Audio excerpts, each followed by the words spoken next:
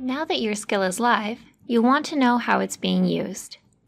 The Measure dashboard provides several metrics to give you insight into how your customers are engaging with your skill. Metrics are available for custom, smart home, and flash briefing skills. Let's look at a custom skill. The summary page provides a high-level glimpse of your skill's usage. You can filter the time interval for today, yesterday, the last week, the last month, or create a custom range. You can also filter the data using different aggregation periods, which shows you different levels of granularity of your data. Let's view our data with the daily aggregation period. By default, your metrics will show data for all locales in which your skill is published. If you wish to dive deeper into a specific locale, you can select that using the filter in the upper left. These filters are also available on all other Measure pages. Let's take a look at customers. This page makes it easy to keep an eye on how many unique people are using your skill at any given time. Under Sessions, you can drill down further to visualize how many sessions are successful and how many sessions the average customer initiates. Curious how many individual interactions are made with your skill?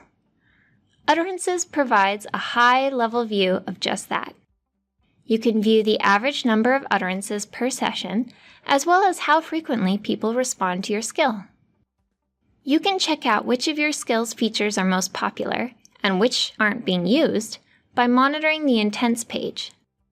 Here, several metrics provide insight into the unique number of customers per intent, how many utterances are made per intent, and whether any specific intents seem to be failing.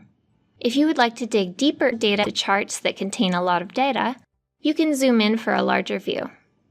Toggling to a grid view is also a good way to compare numbers side by side. For those who want to take more control of their data, you can also download data in CSV format as well as export images of the charts on any page. Last, the retention page shows you how specific groups of people, or cohorts, are interacting with your skill over time. For each cohort of users, you can see how many of them continue to return to your skill during subsequent weeks. This gives you a great measure for tracking how engaged your audience is over time. Note that retention data is only available for live skills, using a weekly aggregation period, and also includes all locales of your data together. The Measure dashboard also works great on your mobile devices so you can check your data on the go.